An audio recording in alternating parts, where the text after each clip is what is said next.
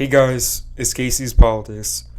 So today I'll be making another 2026 House prediction, this time as of April. The House is currently very close. Republicans were able to secure narrow majorities in 2022 and 2024, but this time they'll likely have an uphill climb as they are the party in power with the presidency. So we will see. First off, Virginia will be redrawing as a few other states have redrawn. Virginia is doing a very aggressive redraw, gerrymander. So there's going to be a referendum on April 21st. Assuming the referendum passes, they are going to eliminate all Republican seats except for one. So I assume all these are going to be likely. And then Jen Kagan's seat, which was going to be competitive, not really anymore. And all these are going to be likely to safe. We'll just keep it as likely to mark as flips. So with that out of the way, Democrats are already at 216, Republicans at 202. We're going to get into the real prediction now. First up, we have David Schweikert. He's retiring to run for governor. Arizona has good Republican voter registration trends. This district seems to be relatively left trending, and I'm not sure who Republicans are going to run, as well as the less favorable year for Republicans. So I'm going to keep it as tilt to lean Democrats. Same thing with Juan Ciscomani. He's the incumbent. He outperformed Trump by around 2. Ciscomani is definitely a strong candidate, but I think with the environment and potentially the top of the ticket, I think he will narrowly go down, but I can definitely see him coming back in 2028. David Valadao. Trump won his district by 2, but I think he may ultimately finally go down narrowly, but I could see him hold on potentially because he's a very strong candidate. Gabe Evans is definitely a strong candidate. He's been pretty bipartisan in Congress, and there's going to be more of a college-educated electorate. I think Evans would do good with those people, but they're ultimately going to vote more Democrats. And it's with the national environment. I think Evans this time is going to narrowly fall short. And then we have Florida's 23rd. Now, this district could actually be redrawn by Florida. If Virginia goes through with a very aggressive gerrymander, Florida could counter that. But I think as of now, Moskowitz still holds on because there hasn't been any redraw yet. Now we have Marionette Miller Weeks in Iowa's first. 2022, Meeks seemed to benefit from the midterm environment. She won by 8. But Miller Meeks doesn't really seem to be that strong of a candidate. He's going to face Christina Bohannon, who's really not that strong of a candidate. She has some baggage. But Miller Meeks is a very chronic underperformer. She's always been an underperformer, not a very strong candidate. So I think she's going to fall short, but maybe she can come back in 2028 and win. And then another Iowa district, Zach Nunn. He's a very strong candidate. Again, he's been pretty moderate and bipartisan. Republicans will probably run Paul LePage, who was the former governor. He won Maine second in all of his gubernatorial runs. But I think LePage is going to win, so this will be a Republican flip. Now we have Michigan 7th with Tom Barrett. He overperformed Trump. Michigan 7th is a pretty ancestrally Republican area. Tom Barrett seems to be a pretty good fit. Again, he's been pretty moderate and bipartisan in his short tenure in Congress. I think with the midterm electorate, this could actually potentially help Barrett. Really, I don't think he's facing that strong of Democratic opposition. So with that being said, and with the top of the ticket, I would probably just put this as of now as tilt Democrats. We'll have to see what the top of the ticket holds. We have Kristen McDonald-Rivett. She outperformed Kamala by a lot. She faced a very weak candidate in Paul Young. This district is another district that's trending pretty Republican. Trump won it by 2, but I think McDonald-Rivett still holds on. Manuel Cleaver, assuming the new Missouri map stands with Kansas City splits, making it a Republican district, I think it still holds Republican, assuming the map gets upheld. There were North Carolina's first, another district that was redrawn.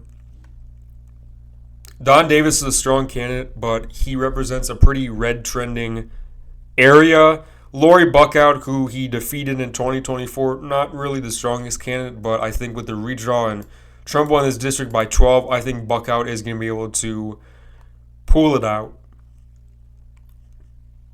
Then we have Nebraska 2nd. I think a lot of Republicans are automatically writing it off because Don Bacon is retiring, and Republicans will probably not win this. But Republicans seem to have a decent candidate. They were able to recruit an Omaha city councilor who is a Republican to run. And that's really the best candidate they could have gotten to run other than Don Bacon. So even though I think this is going to stay Democrat, Republicans got a pretty decent candidate, and I don't think the NRCC or Republicans should write it off. Now we have New Hampshire's first, which Kamala only won it by 2. We'll have to see what happens at the top of the ticket. Again, with Kelly Ayotte at the top of the ticket, we'll have to see, but I think it still stays lean Democrat, just because New Hampshire seems to be more blue at the federal level. And we have New Jersey 7th with Thomas Keene. Keene, last name, is pretty well known in New Jersey. I think he's going to hold on. He's had some decent legislation for New Jersey. And then we have this Nevada district here, Susie Lee. Joe Lombardo is going to be at the top of the ticket, but I think she's still going to be able to hold on. She represents a pretty gerrymandered district, so I expect her to hold on pretty much no problem, and especially with the national environment. And we have New York's 3rd with Thomas Suozzi. I think he's going to be able to hold on. Same thing with Laura Gillen there. Outperformed Kamala by a pretty decent amount. Then we have Mike Lawler. He's a very great overperformer. He overperformed Trump by a lot. Democrats don't really have that great of candidates running. I think Lawler can definitely hold on. And we have Ohio's first. Ohio's first was redrawn to be a little bit more red. Trump won it by 2. But this is a pretty blue district. It takes in urban Cincinnati. And I don't see Landsman having too much of a problem with winning there, especially because Republicans don't have too many good recruits. Marcy Kaptur in Ohio's 9th. This was another redraw. It was drawn to be a lot more red. Trump won it by around 11. It's rated as a toss-up. I've seen a lot of people call it toss-up or even tilt Democrats. But I think Republicans are going to be able to narrowly win this. They have Josh Williams running. They have Derek Marin, who narrowly lost in 2024. Marin only lost because there was a right-wing third party, which took away a lot of votes. I'm not sure who the Republican nominee is going to be. It can be either Williams or Marin. Both are pretty solid candidates. And assuming there's no right-wing third party, I think Republicans are going to be able to win.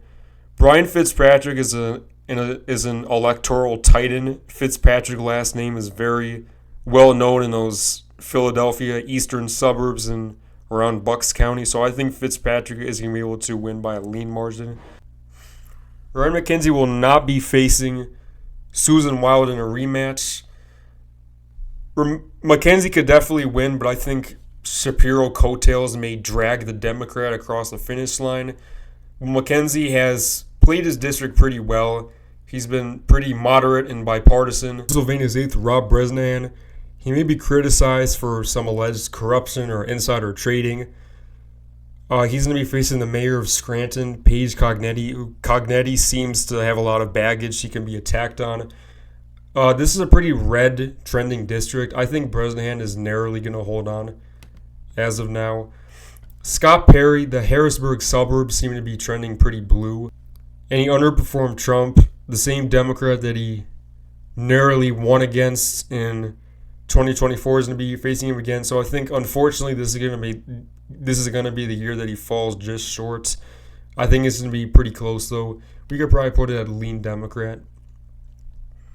The Al Green seat was redistricted. Henry Cuellar, he's facing a pretty strong candidate, the former Democrat, I believe, judge in Webb County, which is in Cuellar's district. Tano Tijerina is going to be facing Cuellar. I think Cuellar still holds on. He's a pretty strong candidate in Texas' 28th. I'm not sure if any Republican can beat him. Then we have Vicente Gonzalez. Gonzalez, again, he's in a pretty red trending district. I could definitely see him going down, but I think just the midterm environment. And then we have Utah's first, which was redrawn. And we have this Virginia district. We already touched on that. And then Marie Gluesenkamp-Perez, she's going to face much stronger opposition this time in the general election. She has a few strong candidates going to challenge her.